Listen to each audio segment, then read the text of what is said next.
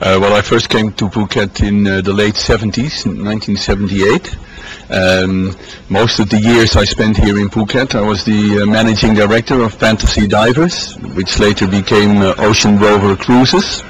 And nowadays I have a marine surveying company called Waterline Marine.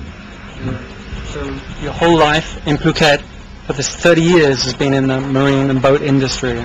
Yes, it started as the Jimmy Buffett lifestyle on the beach and became more serious over the years, and I guess I adapted with the way the island grew. And nowadays, but yeah, boats have always been a central part of what I did here. Yeah. Say maybe you are the longest, say Dutch resident here in Phuket, you think? Possibly. I mean, there were a lot of Dutch people here in the early 70s because of the tin mining industry. There was a Dutch-English enclave in Al Makam at the time, and there were some Dutch people that were already here when I arrived, but as with so many people that were on the island at the time, they've either passed away or passed on or gone crazy and left. Well, we're here at Boat Lagoon, your surroundings that you love, water and boats. But you've brought along some fantastic photos about the past 30 years, particularly start with this series now in Patong. Tell us about some of these old photos. Okay, 30 years ago. We'll scroll through the pictures here. This is one of my favorite shots because it shows Patong Beach when you stand on the beach looking north, and as you can see the roadside, the hillside where there is the road to Kamala now is completely virgin still, no development whatsoever. And a very, very empty beach. I mean, this was crowded in those days. This is probably 1980. No deck chairs? No deck chairs, no. And no hillside development? None, yeah, except of course little bamboo huts. This is a similar shot from a similar area. Interestingly, I'd like to point out, oh, it goes very fast now. You see this green growth all along the beach. The tsunami wiped most of that out. And I think what we need to do if we want to have that stuff grow back is to stop walking on the beach. But of course that's very difficult nowadays. The hyacinth that keeps the sand from eroding away, isn't it? Yeah, it's a sea or beach hyacinth, I think it's called. It's also very good. The locals used to chop it up and put it on people's skin if they had a jellyfish bite. You don't see that on Patong now, but in Karon, I think, other places, Kara even, a bit of it. Yeah, you still have it, yeah. Actually, this is more or less where the intersection with Soi Bangla and the beach road is. Yeah. Where now there are lots of shops and the police hut and the very busy road. Yes, yeah. We'll scroll through here. Here another shot of the beach, how empty. No boats. This is the beach road. As you can see, unpaved, no shops. There used to be some little restaurant shacks between the road and the beach. This is more or less, I think, where the Holiday Inn is nowadays. Yeah. Not any traffic at all? There was traffic. I tell you, Patong was never a quiet place, I had to say. So here you have it. Coke for 5 baht, a small beer for 15 baht, and a big beer, as they used to call them. You can have a bath as well. Yes, indeed.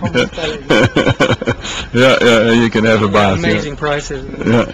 And this is the accommodation as it was in Patong in those days. So bamboo, thatched roofed bungalows, usually set in a horseshoe formation around a coconut grove. All of that is of course gone as well. And if you were staying, I think this place was called Ocean Garden, and if you were staying there, this is what you would see. You always had a sea view, and the beach was just a few steps away. And strangely enough, the Patong Beach Hotel was already there in those days. It was one of the earliest serious buildings on the beach. And when I first came here, the Patong Beach Hotel was already there. And it's still here now? And it's still here now, yes. Yeah. I believe so, yes. And so you had two kinds of people staying on the beach. One of the earliest travel agents bringing people to Thailand was a German organization called Neckermann. and they filled up that hotel. And then you had the travelers, backpackers, and they stayed in the bungalows. And those two different types of travelers sort of lived in peace and harmony with the locals on the beach. And I remember the locals used to call tourists Neckerman. Oh, he's a Neckerman. The German or even Dutch company. The German company, I think Dutch as well. Yeah. That's it for this little series. So now we have to go to the other. Well, this of course is one of my favorite photos because it is the essence, I think, of why people come to Phuket. And I think as the island is becoming more developed, overdeveloped, some might say, I think it's very important that everyone that lives here, including the locals, keeps in mind that this is what people come here for. Solitude, peace. Sun, sand, sea, and Phuket's best assets are the beaches, and that we should do everything we can to leave the beaches as they are.